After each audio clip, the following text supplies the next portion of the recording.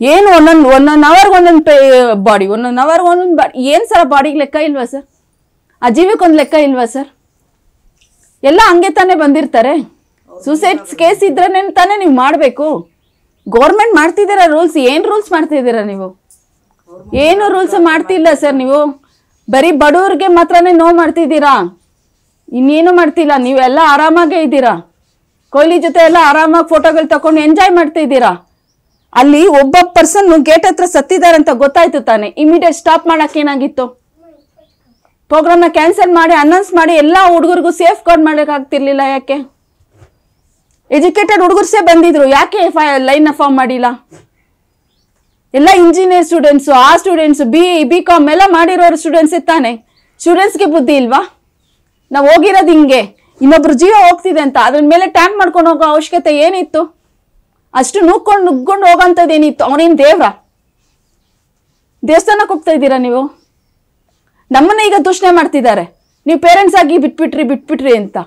Parents ಆಗಿ ನಾವೇನು ಬಿಟ್ಟಿಲ್ಲ ನಮ್ಮ ಮಗನ್ನ, ನೀವು ರೂಲ್ಸ್ನ ಬ್ರೇಕ್ ಮಾಡಿದ್ದೀರಾ ಅಷ್ಟೇ. ಪೇರೆಂಟ್ಸ್ ಆಗಿ ನಮಗೆ ಬುದ್ಧಿ ಇಲ್ಲ, ಸರ್ಕಾರ ನಿಮಗೆ ಬುದ್ಧಿ ಇದೆಯಾ? ಪೇರೆಂಟ್ಸ್ ಆಗಿ ಅವ್ರು ಯಾರೋ ಒಂದು ಇದರಲ್ಲಿ ನಾವು ಅವತ್ತು ಮಾತಾಡಿದ್ನಲ್ಲ, ಅಲ್ಲಿ ನೀವು ರೆಕಾರ್ಡ್ ಮಾಡ್ಕೊಂಡು ಹಾಕಿದ್ರಿ ಗೊತ್ತಾ? ಅದಕ್ಕೆ ಒಂದು ಲೇಡಿ ಮಾಡಿದ್ದಾರೆ. ನಿಮಗೆ ಬುದ್ಧಿ ಇರಬೇಕು ನಿಮ್ಮ ಮಗನ ಕಳ್ಸೋದಿಕ್ಕೆ ಅಂತ. ನನ್ಗೆ ಎಷ್ಟು ಹೊಟ್ಟೆ ಉರಿಯುತ್ತೆ ಆ ಮಾತು ಕೇಳಿದ್ರೆ. ನಾವು ಸುಮ್ಮನೆ ಕಳ್ಸಿಲ್ಲ ಮಗುನ. ಅವನು ವಿರಾಟ್ ಕೊಹ್ಲಿ ಫ್ಯಾನ್ ಅಂದ್ಬಿಟ್ಟು ಏನೋ ಜಸ್ಟ್ ನೋಡ್ಕೊಂಡ್ ಬರ್ತಾನೆ. ನಾವು ಅನ್ಕೊಂಡ್ವಿ ಎಲ್ಲ ಪ್ಲಾನ್ಡ್ ಆಗಿರುತ್ತೆ, ಹೋಗಿ ಬರ್ತಾನೆ ರಿಟರ್ನ್ ಅಂತ. ಯಾರು ಅನ್ಕೊಂಡಿರ್ಲಿಲ್ಲ. ನೀವೊಂದು ಪ್ಲಾನ್ ಮಾಡಿದಾಗ ಒಂದು ಗೇಟ್ ಅಂದ್ಮೇಲೆ ಒಂದೇ ಗೇಟಲ್ಲಿ ಬಿಡಬೇಕಿತ್ತು. ಅಷ್ಟೆಲ್ಲ ಮಾಡೋ ಅವಶ್ಯಕತೆ ಏನಿತ್ತು? ಹುಡುಗರೆಲ್ಲ ಅದ್ರ ಮೇಲೆ ಕಂಬಿ ಮೇಲೆ ಮರದ ಮೇಲೆಲ್ಲ ಹತ್ತಿಂತ ನೋಡ್ಬೇಕನ್ನೋಷ್ಟು ಏನು ಹುಚ್ಚು ತನ್ನ ಹುಡುಗರಿಗೆ ನನಗೆ ಅರ್ಥ ಆಗ್ತಿಲ್ಲ. ಈ ತರ ಹುಡುಗರು ಮಾಡೋದ್ರಿಂದಾನೇ ಅವ್ರಿಗೆಲ್ಲ ಆ ತರ ಇದಾಗಿದೆ. ಫಸ್ಟು ಫ್ಯಾನ್ಸ್ ನಮ್ಗೆ ಅವ್ರಿಷ್ಟ ಇವ್ರಿಷ್ಟ ಎಲ್ಲ ಮನ್ಸಲ್ಲಿ ಇಟ್ಕೊಳ್ಳಿ. ಅಲ್ಲೋಗಿ ನೋಡ್ಬಿಟ್ಟು ಸಾಯ ಅಂತ ಸ್ಥಿತಿ ತಗೊಳ್ಬೇಡಿ. ಅದರಿಂದ ಏನು ಯೂಸ್ ಇಲ್ಲ. ಅವ್ರು ಯಾರು ನಮ್ಮ ಜೊತೆಲಿ ಬರೋಲ್ಲ. ಈಗ ನಾವು ನೋವು ತಿಂತಿದ್ದೀವಿ, ಅವ್ರು ಹೋದ್ರು, ನಾವು ನೋವು ತಿಂತಿದ್ವಿ. ನಾವು ಯಾವಾಗವರೆಗೂ ನೋವು ತಿಂತೀವಿ? ನಾವು ಸಾಯೋವರೆಗೂ.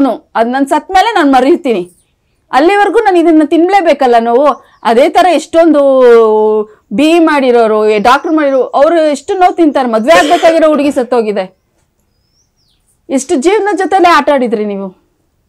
ಇಷ್ಟೆಲ್ಲದಕ್ಕೂ ಯಾರು ಹೊಣೆ ಮಾಡಬೇಕು ಅಂತ ಹೇಳ್ತೀರಾ?